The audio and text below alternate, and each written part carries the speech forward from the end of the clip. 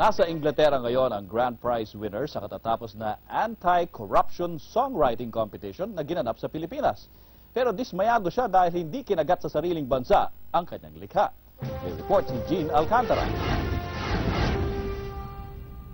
Alaman para sa mga mahal nating politiko at sa mga nagtatrabaho sa ating gobyerno. Sana naman ay maging tapat kayo dahil kung hindi, mahiya naman kayo.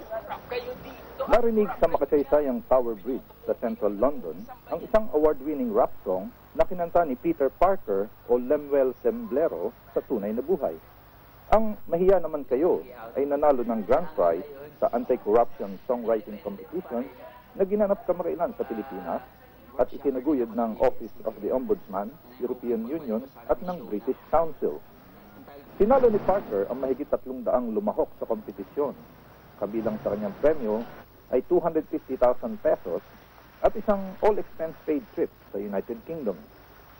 Nakapaglabas na si Parker ng isang popular na comedy rap song na Ano Kaya? At may isang album nang nabuo na hinihintay niyang madiskubre. 6 na taong gulang pa lang si Parker nang matutong mag-rap at naging idolo sina Andrew E. at Francis M. Talagang masasabi ko yung song na yun, hindi sa akin yun. Inspirado talaga. Inspirado siya. Ang nagdikta sa akin yun, si Lord. Na talaga, itong kailangan mo sabihin, yung mga nangungurap na opisyal, hindi na sila nahihiya. Kaya gumawa ka ng song, ito, Mahiya Naman Kayo. Para naman mahiya. Paliwanag ni Parker, hindi siya panig sa oposisyon, kundi tahasang anti-corrupt crusader. Dismayado naman siya sa pagbaliwala ng mga radio station sa kanyang mga likha.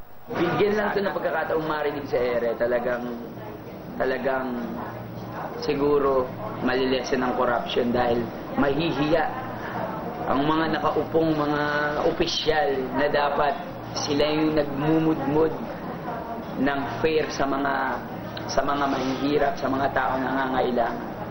Dapat hindi nila binubulsa. Yun. Balak ni Parker ngayon na gumawa ng video dito kasama ng Maharlika, isang grupo ng kabataang performers na gusto niyang ipakita sa Pilipinas. Natuwa naman ang mga taga-London na nakarinig sa kanyang energetic performance. Rap niya, it really comes from the heart. Kasi ina-apply niya, like if it's mahiyaman kayo, then mahiyaman kayo, isn't it? Mahiya naman kayo. Yung award-winning rap song niya. Yeah, it really applies dun sa what happens in the community. Yeah. Philippines. And at the same time, he kind of, changed the lyrics as well. Yeah. And for example, London Bridge, ina-apply niya within, Filipino areas and at the same time sa London din. This is Peter Parker, the Quella rapper. Para sa Balitang Europe, Jean Alcantara, London. Okay, si Peter Parker with an H. Peter Parker, Buti hindi niya inakyat yung Tower Bridge sa nag-ala Spider-Man siya doon. Pero siguro nga dahil kahit naman na manalo siya sa grand prize doon sa anti-corruption songwriting contest, parang hindi nga siguro sisikat yung kanta niya dito, lalong-lalo na Bakit naman? FM station. Oo, di ba? Parang kasi, hindi ko lang alam. Baka yung kasi yung tema mismo, yung parang pinag-uusapan mo, corruption, masyadong political yung kanta, baka hindi kagatin. Di ba? Hindi baka pwede siyang gamitin na, yung mga marami tayong mga militanteng kanta. Pero alam mo bakit Posible. yung Pagsulok ng Bamboo, militanteng kanta yun, sumikat. Sumikat din. Oo.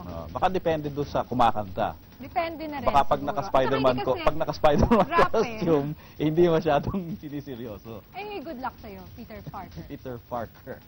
Para mahanap mo ang inyong, Mary Jane ba? Si Mary, Mary Jane. Maraming, daw yung spider web na kailangan muna siyang gawin. At yan ang kabuuan ng mga balitang nakalap at pinantayan sa iba't ibang bahagi ng Europa.